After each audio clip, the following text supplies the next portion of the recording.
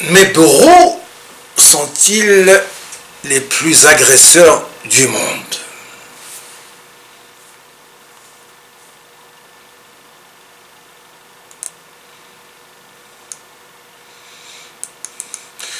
Des millions de plaintes déposables au sein de mes affaires font des bourreaux impliqués les plus agresseurs du monde et même de l'histoire.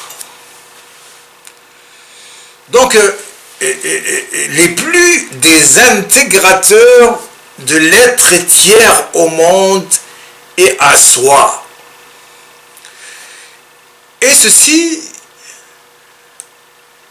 selon un double objectif d'en faire le non-être, premièrement à l'inertie des fonctionnels et ensuite au vide, comme forme bi-expressive, donc à la fois annihilatrice des formes et catalysatrice de toute forme compétitivement paramétrée.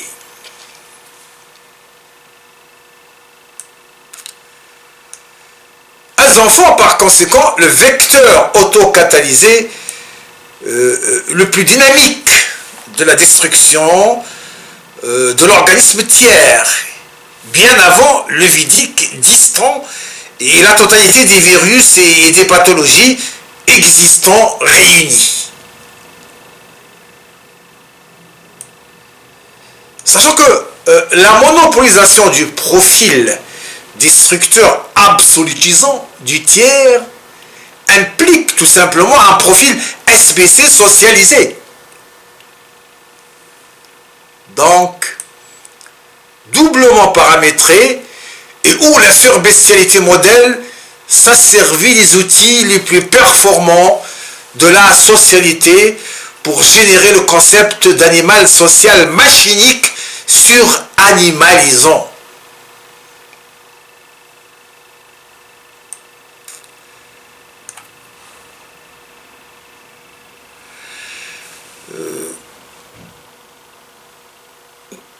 Je spécifie ici une entité non socialisable dans l'optique de cette moralisation utopique avancée par les idéologues et les religieux à l'effet non de désanimaliser mais de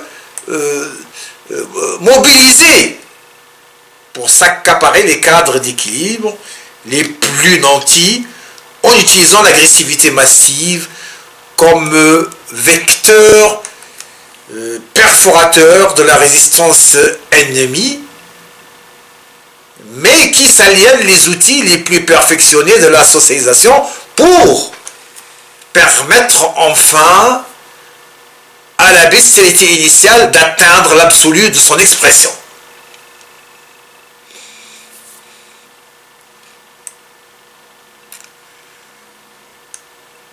Sachant que l'absolu de l'expression comme son non-absolu peuvent signifier la non-expressivité de cette expression, donc sa mort en tant que vivant par elle-même.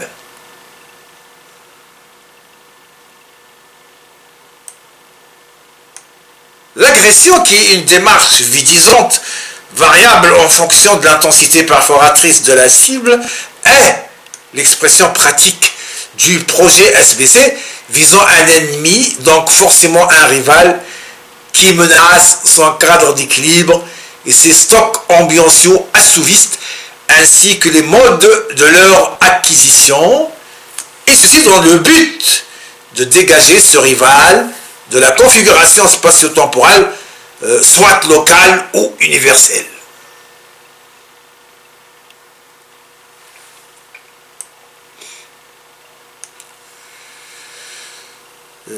Dès lors, l'anéantisation de ce rival procure au sujet agresseur non seulement une catharsis contextuelle et une détente post-victoire renouvelable avec la détermination de l'absolu utilisé, mais la certitude de continuer le processus éternitique sans menace visisante active, en nourrissant toujours l'espoir utopique de vaincre définitivement le vidique invincible.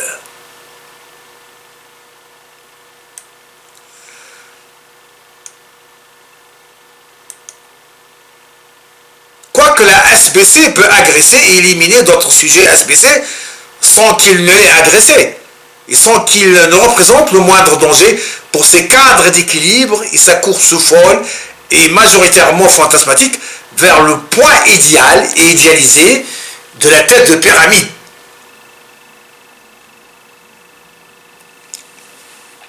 Dans ce cas, il serait plus aisé d'évoquer la règle des obstructions préventives, souvent instinctives d'ailleurs.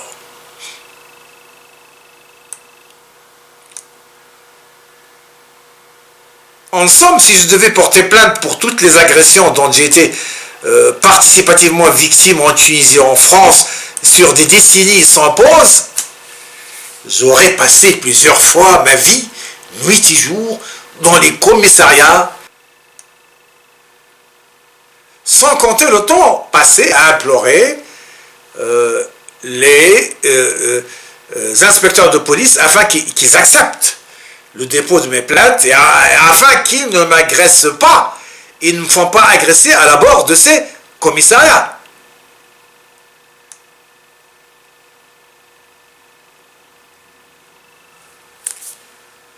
À propos du désir de multivie, je peux évoquer le concept fantasmatique de pseudo-éternité par l'accumulation de tranches temporelles vécues mais non accumulables.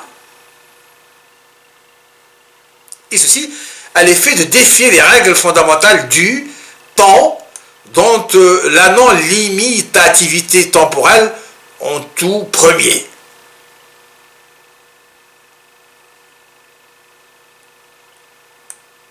Sachant que si le temps était vécu en tant que temps, simplement en lui-même, il n'aurait pas permis au cerveau de le vivre en temps.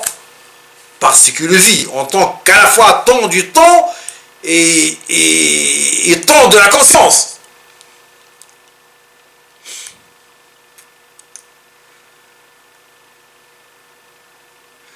À noter en définitive que le rêve d'éternité est au pic de la structure sauvegardiste, qui le part d'une forme de légitimité sensitive qui le décarcasse relativement de la notion de stress négatif.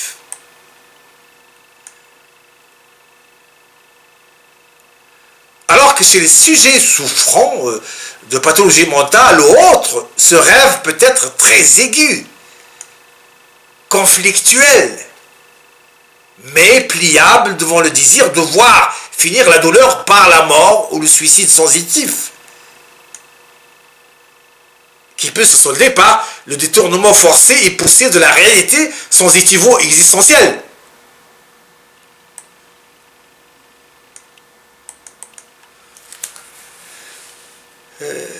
Et c'est en fonction du principe d'absolutisation omnitechnique et multipartite de l'agressivité orientée que Paris, la ville de Paris, affirmée en paradis pour mes ennemis, est devenue pour moi la capitale du mal, en tant que seul mal qui prévaut et transcende toute forme d'autre négativité hyper destructive.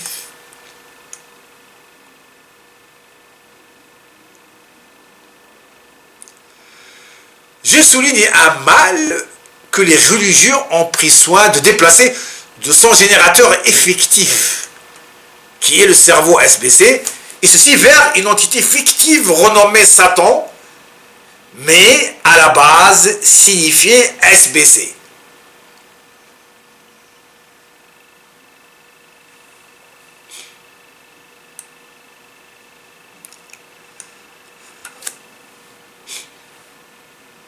À suivre.